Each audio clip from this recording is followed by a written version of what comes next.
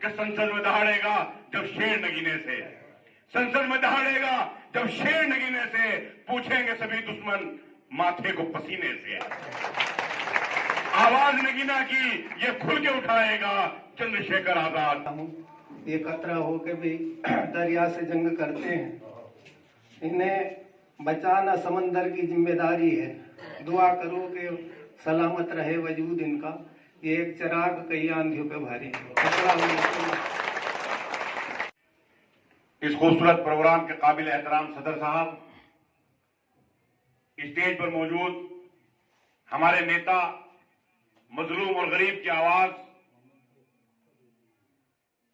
सबके लिए संघर्ष करने वाले, एक आखिरी उम्मीद, एक आखिरी दिया, आदि जनाब इज्जत-माब चंद्रशेखर आजाद साहब, और स्टेज पर मौजूद तमाम बुजुर्ग, मेरे सामने बैठे हुए हमारी माएं, बहनें और नौजवान साथियों, अपनी बात इन निचार के साथ शुरू करता हूं और मुझे ज्यादा नहीं बोलना, मुश्किल से 3-4 मिनट में अपनी बात खत्म करूंगा, क्योंकि हमें हमारे नेता को सुनना है। क्या आपको मसरत मिली, दस्तार तक रखा गया और हमें बस रौनके दरबार तक रखा गया। आपको मसरत मिली, दस्तार तक रखा गया और हमें बस रौनके दरबार तक रखा गया। वोट पाकर बन गया कोई यहां आला वजीर और किसी को दावते इफ्तार तक रखा गया। शेर मैंने इसलिए पढ़े, 4 मेरे मिसरे मैंने इसलिए कहे कि दोस्तों, इस मुल्क के आजाद होने के बाद 70 साल की तारीख उठाकर देखिए, 70 साल का इतिहास उठा करके देखिए। कोई दाढ़ी टोपी लगा करके आया, किसी ने कोई नारा दिया, किसी ने कोई नारा दिया और हमारा इस्तेसाल होता रहा, हमारा उत्पीड़न होता रहा, हम तमाम लोगों को वोट देते रहे। मैं तफसील में नहीं जाना चाहता। कोई हिंदुस्तान की पार्टी ऐसी नहीं है, सेकुलर पार्टी, जो अपने आप को कहती है कि जिसे मुसलमानों ने वोट ना दिया हो। लेकिन उन्हें बदले में क्या मिला? उन्हें बदले में मिली बेरोजगारी, उन्हें बदले में मिली नफरत, उन्हें बदले में मिला कि उनके लिए सारी आवाजें खामोश हो जाएं। मुझे याद है कि अभी एक कत्ल हुआ जुनैद और नासिर का, मुझे लगा इतना बड़ा कत्ल हो गया, हमारे 2 बच्चों को जिंदा जलाकर बेरहमी से मार दिया गया, तो हमारी सारी सेकुलर जो ताकतें अपने आप को कहती हैं, चाहे वो उत्तर प्रदेश में हो या उत्तर प्रदेश से बाहर हो, वो आवाज उठाएंगी, वो संसद को घेरने का काम करेगी, वो नासिर के साथ होंगी। लेकिन दोस्तों, तमाम लोग खामोश थे, सबके लफ्ज हिल गए। एक आवाज अगर उठी, वो आवाज थी चंद्रशेखर आजाद साहब की। और मेरे दोस्तों, मैं आपसे कहना चाहता हूं, ये बिल्लौर और नगीना की सरजमीन है। इस सरजमीन ने बड़े बड़े नेता पैदा किए, बड़े बड़े शायर पैदा किए, बड़े बड़े क्रांतिकारी लोग पैदा किए, जंग आजादी की लड़ाई में अहम योगदान किया, और आज फिर संविधान को बचाने की लड़ाई है। अगर मुसलमान बंटवारे के अंदर यहां रुका था, तो ना गांधी के कहने पर रुका था, ना नेहरू साहब के कहने पर रुका था, ना मौलाना अबुल कलाम आजाद साहब के कहने पर रुका था। वो अगर रुका था हिंदुस्तान के अंदर, तो एक किताब को देखकर रुका था, और वो किताब थी अम्बेडकर साहब के हाथ में।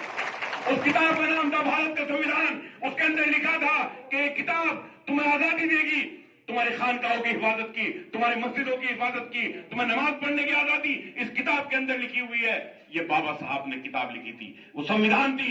आज उसी संविधान को बचाने का वक्त है। अगर इस चुनाव के अंदर आपने अपना वोट खराब कर दिया और फिर दोबारा भारतीय जनता पार्टी आ गई, तो मेरे दोस्तों, वो संविधान नहीं बचेगा। आप अगला चुनाव नहीं देख पाओगे। और मैं तो कहना चाहता हूं, और प्रत्याशी भी चुनाव लड़ रहे हैं, मैं तफसील में नहीं जाना चाहता, तोड़ लेना। अगर उनके अंदर ये दम हो कि वो मोदी की आंख से आंख मिलाकर बात करने का उनके अंदर दम हो, तो वोट उन्हें दे देना, नहीं तो अपना वोट खराब मत करना मेरे दोस्तों। ये इलेक्शन साफ हो चुका है। अभी कोई गठबंधन की बात कर रहा था, मैंने कहा हमारा गठबंधन जनता के साथ है। वोट हमारा, वोट हम डालेंगे, सर हमारे गिने जाएंगे, और सौदेबाजी लखनऊ और दिल्ली में बैठे हुए लोग करेंगे। ये नहीं हो सकता। वोट हमारा है, हमारा अधिकार है कि हमें किसे वोट देना है। और मेरे दोस्तों, सबको तकलीफ इस बात की है कि अगर चंद्रशेखर आजाद साहब यहां से सांसद बन गए, ये अगर संसद में चले गए, तो उसके बाद ये उत्तर प्रदेश के अगले मुख्यमंत्री होंगे। आपको बताना चाहता हूं मेरे दोस्तों, ये थोड़ी बात नहीं है। ये आप एक सांसद भी बना रहे हैं, आप एक मुख्यमंत्री भी बना रहे हैं, और जो संविधान के अंदर लिखा हुआ है, तो मेरे दोस्तों, ये रास्ता दिल्ली के प्रधानमंत्री की कुर्सी तक जाता है। तो इसलिए मैं कहता हूं, आपके ये एक वोट आप नहीं डालेंगे, आप केतली का बटन नहीं दबाएंगे, आप अपनी नस्लों का मुस्तकबिल संवारेंगे। अगर आपने गलती कर दी, ये सैकड़ों साल तक हमें नुकसान का सामना होगा। मेरे दोस्तों, मैं सिर्फ इतना ही कह सकता हूं। आखिर में मैंने गाना में भी लिखा था कि संसद में दहाड़ेगा जब शेर नगीने से, संसद में दहाड़ेगा जब शेर नगीने से, पूछेंगे सभी दुश्मन माथे को पसीने से। आवाज नगीना की ये खुल के उठाएगा, चंद्रशेखर आजाद अब संसद में जाएगा, संसद में जाएगा। उड़ जाते हैं हमारे, बाद में आते हैं, बाद ऐसा नेता होता आते ही नहीं लौट के, जो जीत गया जीत गया। मैं चंद्रशेखर के लिए एक शेर अर्ज कर रहा हूँ। जब हवा चलती है तो पौधे झूम जाते हैं, जब हवा चलती है तो पौधे झूम जाते हैं, और जब नए दोस्त मिलते हैं तो पुराने भूल जाते हैं। बहुत बहुत धन्यवाद कादिर साहब। अब मैं अपने बुजुर्ग मोहम्मद समाजवादी का ठाकरे मुसलमान है ना, अब भेजा न है का रहने वाला है, ना है का सहने वाला है, ना कोई उसे जानता है। कौन है? जज साहब। कोई कार्यकर्ता उस जज को जानता है?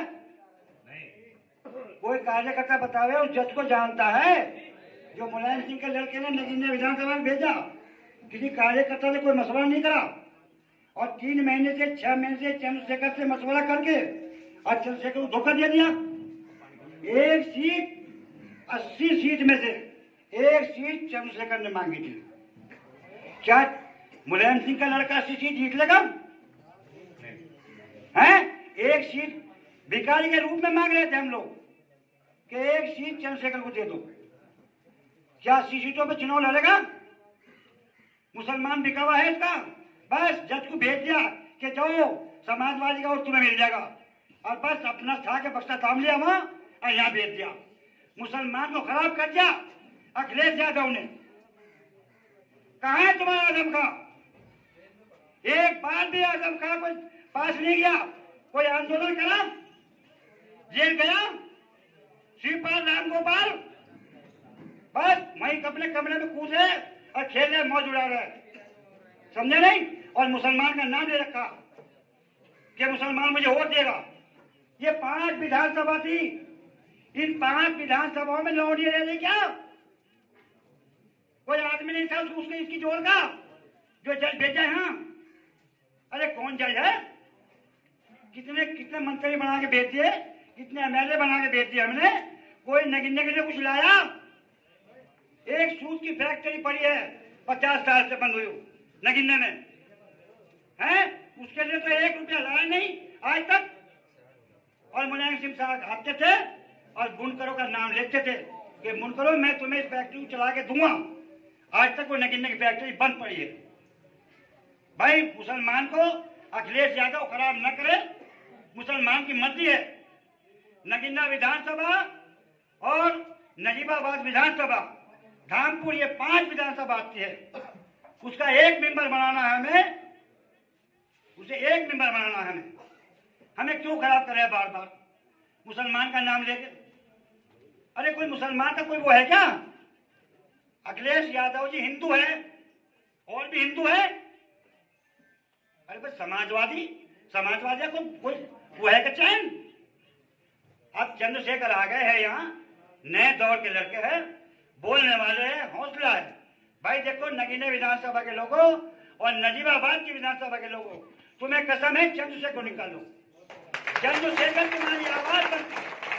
तुम्हारी आवाज बन के 70 साल से मैं मुलायम सिंह के जहन नुमा कर जा। 70 साल की उम्र हो गई, बताओ हमने कहीं मुलायम सिंह के सिवा कहीं वोट दिया आज तक? नहीं देते हम, मर्जी हमारी जोड़ का आदमी आ गया, संसद में बोलने वाला आ गया, आवाज को उठाने वाला आ गया, हर जगह जाता है। बताओ कहां नहीं गया चंद्रशेखर?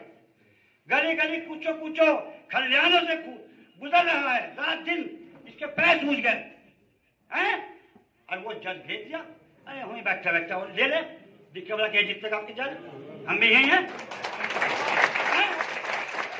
मुलायम सिंह का लड़का जिता के दिखाए। हम जब जाने नगीना विधानसभा पे, मैं नाम से कह जाऊं, उस पर लगा दो, पे करो। अरे कोई गिर में है क्या हम हैं? 50 साल हो गए हमें, कोई लगता है नहीं। खून की मील से गोपालपुर तक सड़क जद हो रही, पहले गेट से दूसरे गेट में क्या करनी चल रात में हैं? बताओ किसने कुछ करा है तक? चंद्रशेखर आ गया है, मेहनत कर लिया, जमीनी लड़ाई लड़ लिया है, गली कुचियों में घूम लिया है, घर घर जा लिया है, भैया अपना दान फैला के वोट मांग लिया। इंशाल्लाह कामयाब होगा, कामयाब होगा। आज खोलो मुसलमानों, बदल दो विधानसभा के लोगों, बदल दो। तुम्हें हाँ इंशाल्लाह बदलेगा, इंशाल्लाह अल्लाह चाहो। हमारे बुजुर्ग की आपने फीलिंग को समझा, वो क्या कहना चाह रहे हैं उनके शब्दों में ही पता था। अब मैं ज्यादा समय न लेते हुए अपने रहबर बड़े भाई एडवोकेट चंद्रशेखर आजाद जी को, जिनके सुनने के लिए आप बेताब थे, वो आमंत्रित कर रहा हूं। बहुत धन्यवाद धर्मेंद्र भाई। यहाँ उपस्थित इस मंच पर इस गांव के और मेरे साथ चल के आए सभी जिम्मेदार लोग और मेरे सामने बैठे इस गांव के और इस क्षेत्र के सभी जिम्मेदार लोगों, जैसा भी हूं आपके सामने हूं। 4 बार माफी मांग लूंगा, लेकिन जब मैं गलत नहीं हूं तो फिर मैं ऊपर वाले डर कह रहा हूं, फिर मुझे कोई रोक नहीं सकता है। मैं अपने किरदार में शामिल किया है।